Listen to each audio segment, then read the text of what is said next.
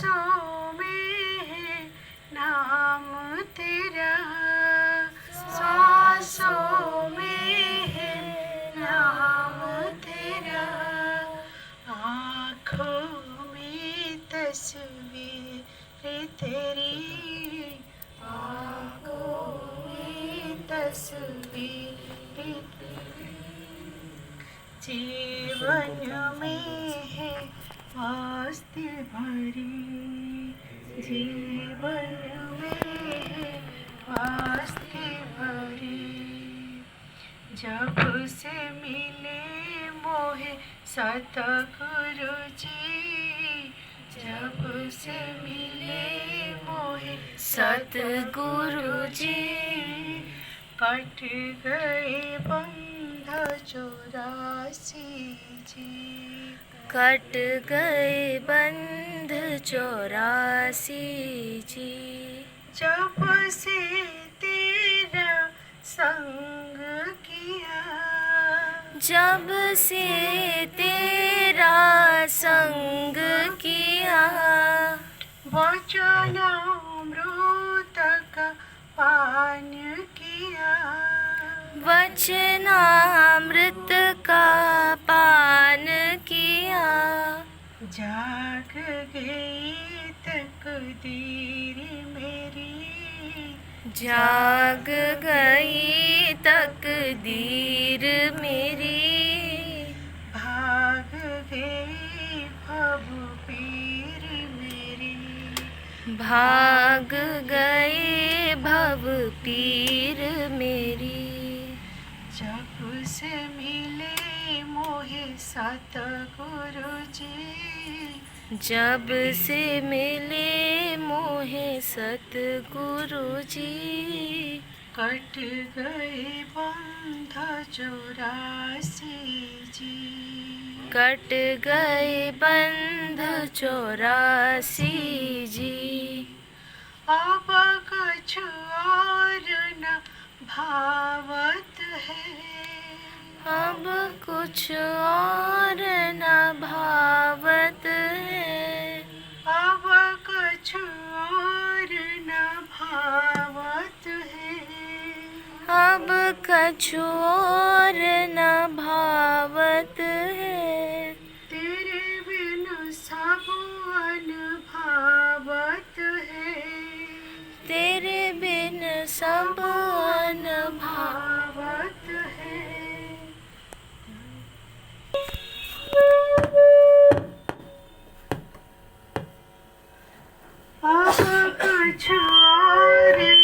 भावत है। अब कुछ और न भावत है, तेरे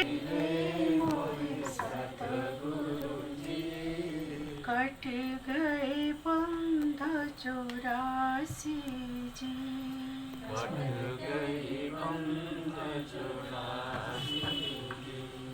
तू मिल गया मुझे औरों से क्या, तू मिल गया मुझे औरों से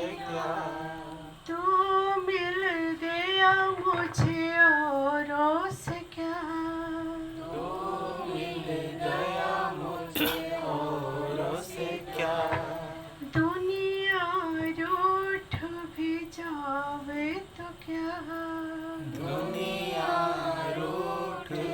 जावे तो क्या, सबसे मनवा मोड़ लिया, सबसे मनवा मोड़ लिया, तेरे संग नाता जोड़ लिया, तेरे संग नाता जोड़ लिया, जब से मिले मोहे सतगुरु जी, जब से मिले मोहे सतगुरु जी, कट गए बंध 84 जी, कट गए बंध 84 जी, तू ही दवा कसीरी मेरी, तू ही दवा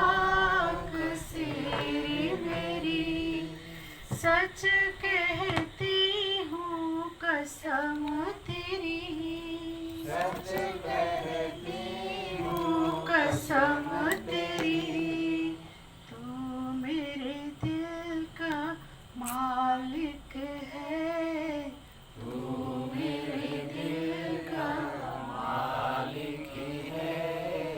भव सागर का नाविक है, भव सागर का नाविक है।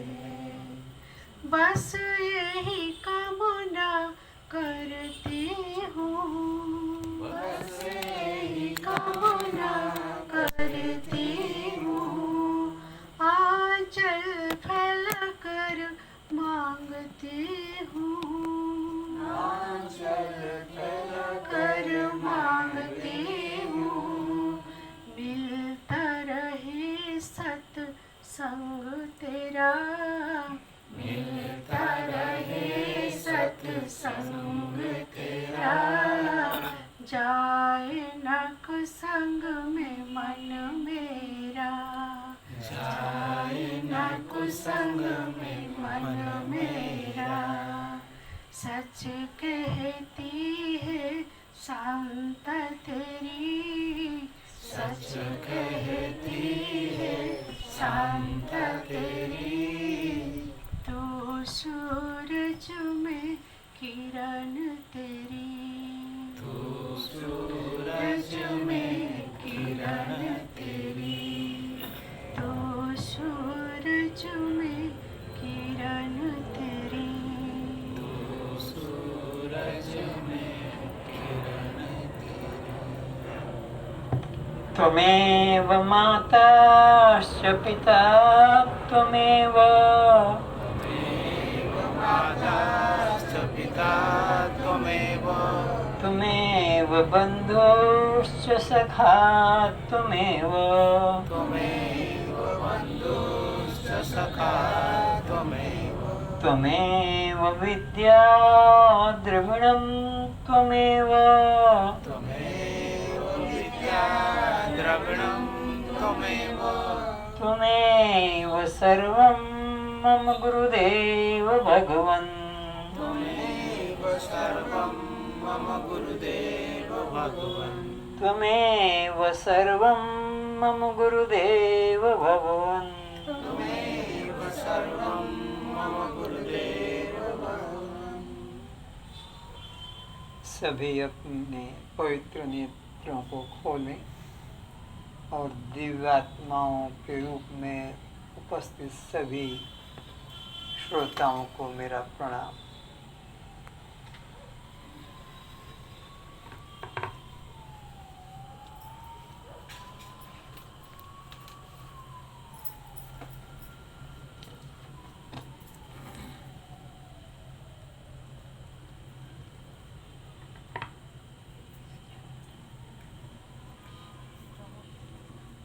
पिछले कुछ दिनों से हम आप सभी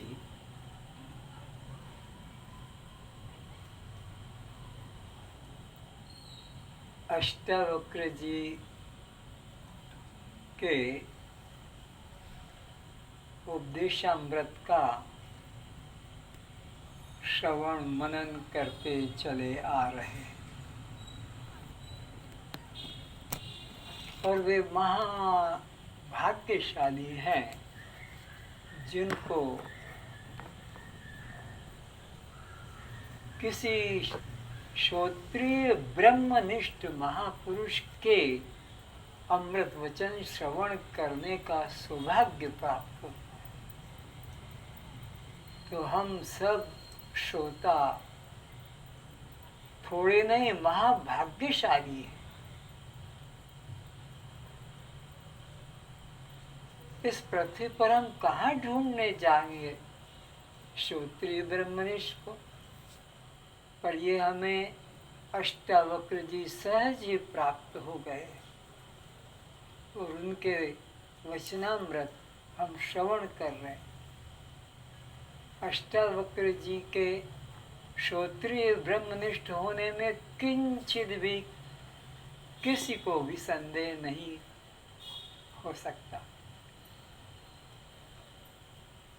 भगवान श्री कृष्ण अगर कहते हैं तो उनके वचनों में कोई संदेह का स्थान नहीं। श्रोत्रिय ब्रह्मनिष्ठ है, तो श्रोत्रिय ब्रह्मनिष्ठ के उपदेशामृत श्रवण का हम लोग लाभ ले रहे हैं। तो सब पुण्यात्माओं को, दिव्यात्माओं को मेरा पुनः पुनः प्रणाम। सुने श्रद्धा से। जीव गर्भ में सोचता है कि मेरे किए शुभ अशुभ कर्मों के द्वारा जिन परिवार वालों को सुखी किया वे सब तो न मालूम कहाँ चले गए। बस जीव जब माँ के गर्भ में होता है तो इसे अपने पूर्व 1000 जन्मों का स्मरण होता है कि किस किस जन्म में मैंने क्या क्या लोगों के प्रति, परिवार वालों के प्रति, समाज वालों के प्रति कर्म किए, उनको सुखी पहुंचाने के। वे अपना सुख भोग करके कहाँ कहाँ चले गए, किस योनि में चले गए। आज वे पशु हैं कि पक्षी हैं कि कीट पतंग हैं कि राक्षस हैं कि देव हैं, कुछ पता नहीं। लेकिन मैं अपने किए कर्मों का फल भोग रहा हूं।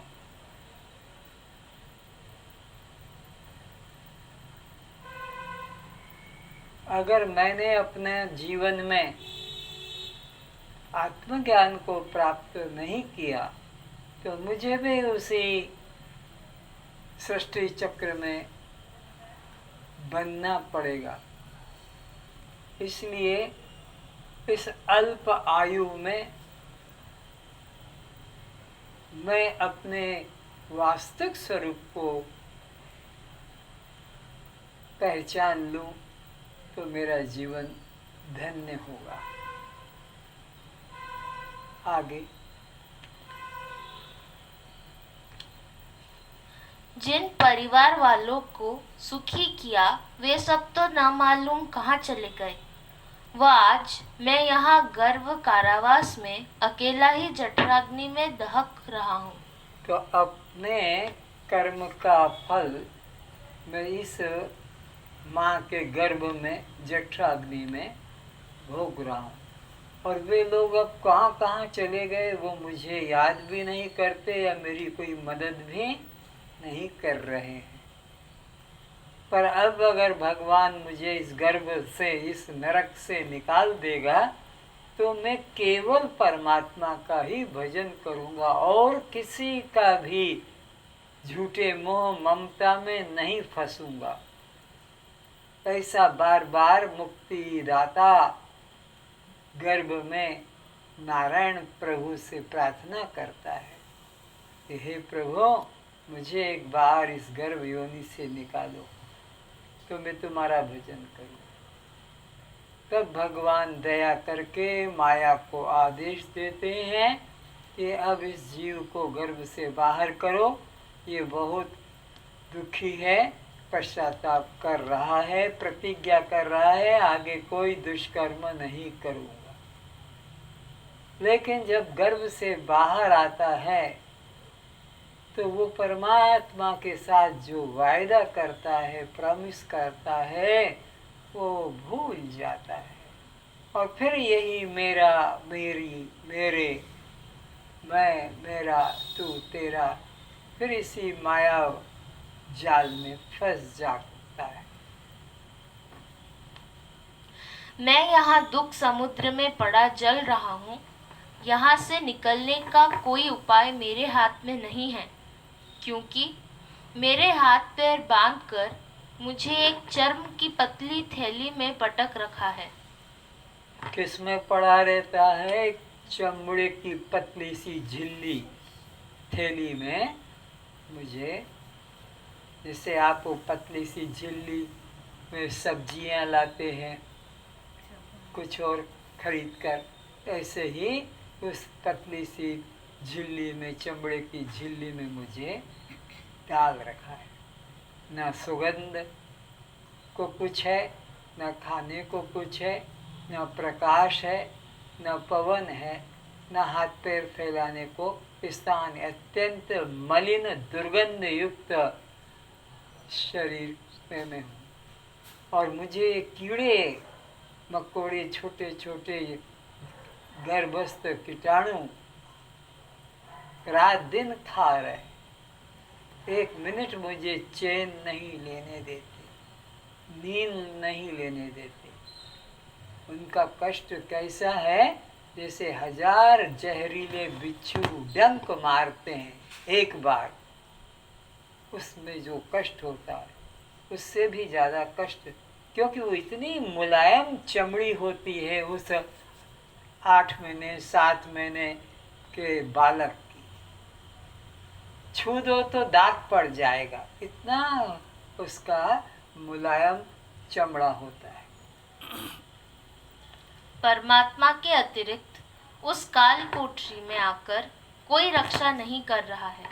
तो वहाँ पर केवल मुझे जीवन देने वाला परमात्मा ही एक साथ दे रहा है, अन्यथा वहाँ कोई भी पहुँच नहीं पा रहा। न मेरी चीख बाहर किसी को सुनाई पड़ती है, न यहाँ कोई प्रकाश एवं श्वास प्रश्वास लेने के लिए शुद्ध वायु है। दूषित दुर्गंध युक्त अपान वायु ही मेरा प्राण है। गर्भ में पड़ा जीव सोचता है कि जब मैं उस गर्भ से बाहर निकल जाऊंगा तब मुक्ति प्रदाता नारायण की शरण ही ग्रहण करूंगा। तब मैं मुक्ति पाने के लिए ही किसी सद्गुरु की शरण ग्रहण करूंगा। फिर मैं सब राग द्वेष मोह ममता अहमता का त्याग कर, सब तरफ से सुख की आशा का त्याग कर, जीवन निर्वाह का थोड़ा साधन कर, अल्पाहार कर निरंतर सोहम ध्यान करूंगा। इस प्रकार का गर्भ में विचार करता है कि मैं और किसी में मोह ममता नहीं करूँगा, अपने कल्याण का साधन किसी सद्गुरु की शरण में जाकर और आत्मज्ञान को प्राप्त करूँगा और अपने श्वास श्वास में आत्म ध्यान करूँगा, सोहम चिंतन करूँगा, ऐसा अंदर विचारता है। ब्रह्म चिंतन में ही मन लगाऊंगा। इस प्रकार से विचार करता हुआ प्राणी परमात्मा से प्रार्थना करता है। तो इस प्रकार का वहाँ विचार करके मुक्ति पा द्वार मानव जीवन में आने के लिए प्रार्थना करता है। लेकिन बाहर तो आकर सब भूल जाता है और कहते हैं कोई कि चलो सत्संग में। नहीं नहीं, मेरे पास सत्संग वत्संग का टाइम नहीं है। ये क्या सत्संग वत्संग लगा रखा है? खाने पीने के दिन है, कमाने के दिन है। अभी क्या, जब बुढ़ापा आएगा तब करेगा। एकदम अपना वचन प्रॉमिस को भूलकर और निर्णय बदल लेता है। तब परमात्मा जीव माया को आदेश देते हैं कि इस जीव को गर्भ से बाहर निकाला जाए। जन्म में दुख की कल्पना गर्भ से निकलने वाला जीव ही कर सकता है। जेल के अंदर जब आदमी होता है तो वहाँ के सुप्रीडेंट को, अधिकारियों को, और अब मैं ये चोरी, दुराचार, व्यभिचार, हत्या नहीं करूँगा, मुझे जेल से निकाल दो। लेकिन जब जेल से निकलकर बाहर आता है फिर वही काम करने लग जाता है, फिर वही चोरी डकैती हत्या मारपीट, फिर जेल में जाता। तो इसी तरह ये भी जीवात्मा माया के माध्यम से बाहर आता है और बाहर आकर गर्भ की सब बातें भूलकर फिर वही काम करता है। जैसे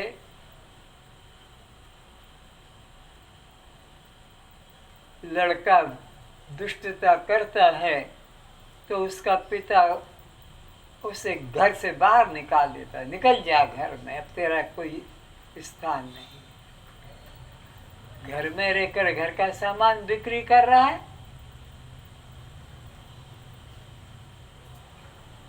फिर कुछ दिनों के बाद बाप उसे अंदर बुला लेता है कि शायद अब सुधर गया होगा।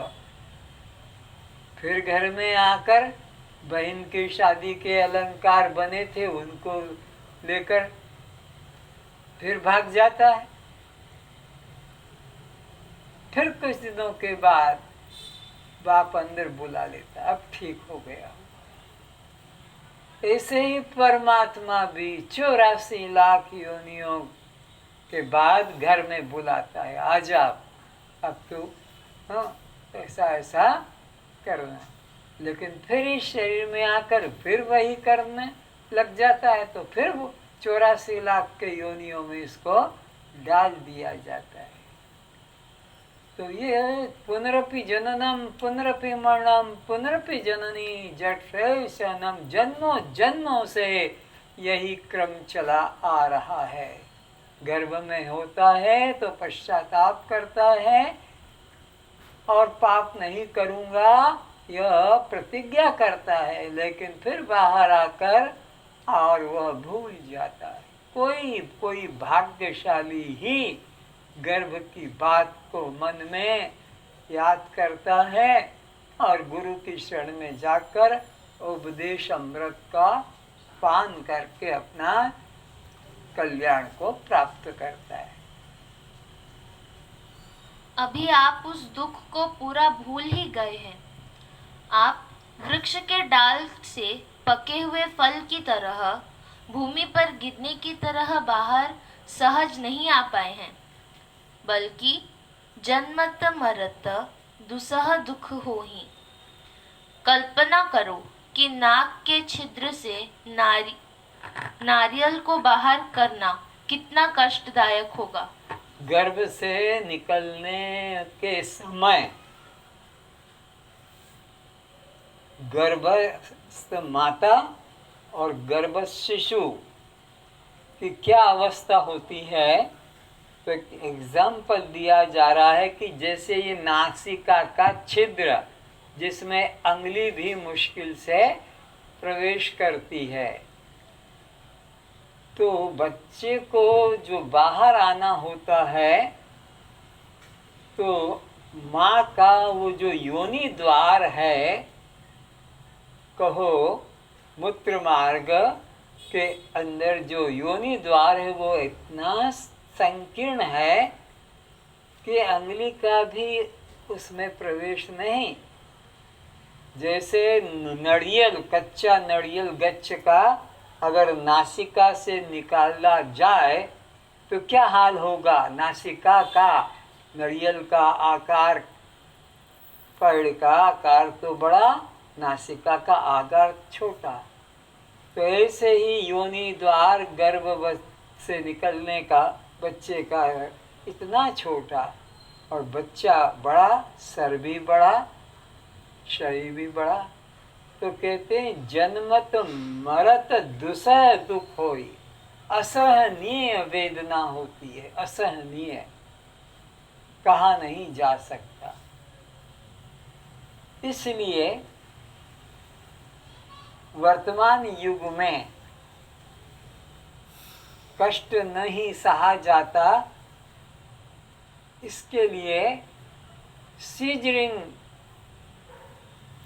ऑपरेशन करके बच्चे को योनि द्वार से नहीं निकालकर पेट को चीर कर और बच्चे को बाहर करा देते हैं, क्योंकि वो बेहोशी में होता है। तो ये बहुत कष्टप्रद हमारा शरीर बाहर आता है। गर्भद्वार से शरीर बाहर निकलने के कष्ट की कल्पना भी नहीं कर सकेंगे। इस क्षण माँ एवं बालक दोनों के ही प्राण संकट में होते हैं। इसी अवस्था में दोनों या किसी एक के प्राण भी निकल जाते हैं, परंतु जन्म लेने के बाद माया का स्पर्श होते ही जीव पूर्व जन्म एवं गर्भस्थ जीवन के कष्टों को भूल जाता है एवं परमात्मा से किया वचन भी भूल जाता है। किंतु संसारी लोगों से जीव जो वचन करता है उसे निभाने हेतु उस बात को पूरा करने के लिए दशरथ की तरह प्राण तक दे डालता है। संसार के लोगों के साथ व्यवहार में जो प्रॉमिस करता है उसको निभाने के लिए असहनीय कष्ट भोगता है, पर परमात्मा से दिए वचन का वो निभाने का विचार नहीं करता। दशरथ ने कैकेयी को वचन दे दिया था कि तू मेरे से 2 वर कभी भी मांग लेना जो तुझे अच्छा लगे, उचित लगे। और उसने मांग लिया कि भरत को राज्य और राम को वनवास, ये उसको अच्छा लगा। जबकि प्राण प्यारे थे दशरथ को राम, पर अपनी पत्नी के प्रॉमिस को ठुकरा नहीं पाए और राम को वनवास दे दिया। उन्हें इतनी आसक्ति थी अपने प्रतिज्ञा की कि मैं प्राण जाए पर वचन न जाई। दशरथ के प्राण राम थे, वो चले गए, लेकिन वो वचन जो दिया था किसको, कैकेयी को, उसको जाने नहीं दिया, उसको पूरा किया। ऐसे ऐसे संसार में वचन निभाने के लिए संसारी अनित्य वस्तु के लिए जीवन दे देते, और परमात्मा से जो वचन किया गर्भ में उसका ख्याल भी नहीं, मूल्य ही नहीं, वो किया गर्भ की बात जाने दो। विचारवान के लिए यह मोक्ष शास्त्र है, विवेक वैराग्य का साक्षात साधन है। किंतु गर्भावस्था में जो प्रार्थना करता है एवं परमात्मा को जो वचन देकर जीव गर्भ से बाहर आता है, तब वह भीतर की गई प्रार्थना एवं वचन निभाना भूल ही जाता है। अर्थात पूर्व जन्म में जो माता होती है वही पुत्र में स्नेह के कारण आगामी जन्म में उसकी पत्नी बनती है। जो पूर्व जन्म में पत्नी होती है वह इस जन्म में माता बनकर आती है। जो पूर्व जन्म में पिता होता है वह इस जन्म में पुत्र बनकर आता है, और जो पूर्व जन्म में पुत्र होता है वह इस जन्म में पिता बन आता है। इस प्रकार यह जीव मोहवश संसार बंधन में पड़ा दुख भोगता रहता है। तो आज जो हम जिसे माँ कहते हैं, बहन कहते हैं, पिता कहते हैं, पुत्र कहते हैं, ये सदा यही संबंध नहीं रहते। माँ हमारी पत्नी बनकर आ जाती है, बेटी बहन बनकर आ जाती है, बाप हमारा बेटा बनकर आ जाता है, भाई बनकर आ जाता है, शत्रु बनकर आ जाता है, कुत्ता बिल्ली बनकर आता है, गधा घोड़ा बनकर आता है, पशु पक्षी बनकर। ये सारे के सारे पृथ्वी के ऊपर ये जो घूम रहे हैं, दिखाई पड़ रहे हैं, ये सब एक दूसरे के रिश्तेदार पहले थे, अब वो भूल गए हैं। अब वो पहचान नहीं पा रहे हैं कि ये जो मेरे घर का कुत्ता है ये मेरा पिछले जन्म का बेटा है, ये मेरे घर की जो माँ है ये मेरे पिछले जन्म की गाय थी या बिल्ली थी। ये सब अपने कर्म के अनुसार, वासना के अनुसार शरीर बदल बदल कर आते हैं। यह जीव 84 लाख योनियों में भ्रमण करता हुआ मनुष्य योनि में प्रवेश करता है। तो ये 84 लाख योनियां तुम्हारे ही पिछले जन्म के संबंधी हैं, पिछले जन्म के ये तुम्हारे सब संबंधी है। एक भी पृथ्वी पर ऐसा नहीं है जो कोई तुम्हारा संबंधी नहीं रहा हो। आज जिसे तुम शत्रु मानते हो, पशु पक्षी मानते हो, कीट पतंग मानते हो, ये सब तुम्हारे पिछले जन्म के त्याग किए हुए मकान है, त्याग किए हुए कपड़े हैं। जन्म के समय यह जीव एक शरीर को मां रूप स्वीकार कर स्तन का पान करता है और फिर यह जीव युवा अवस्था में दूसरे शरीर के स्तन को दबाकर पुनः चूसन क्रिया कर प्रसन्नता का अनुभव करता है। अर्थात यह मनुष्य पत्नी से मैथुन संबंध कर उसी के गर्भ में वीर्य रूप से स्थित होकर पुत्र रूप में पैदा होता है और उसे मां बनाकर स्तनपान करता है। यह स्त्री जिसे अपना पति कहती है उसे पुत्र रूप में पैदा कर अपने स्तन का पान कराती है। यह जीव एक शरीर योनि से जन्म ग्रहण करता है और फिर यही जीव युवा अवस्था में दूसरे शरीर के योनि द्वार में अपना लिंग डालकर आनंद का अनुभव करता है। एक जन्म में जो माता होती है, अन्य जन्म में वह पत्नी बन जाती है।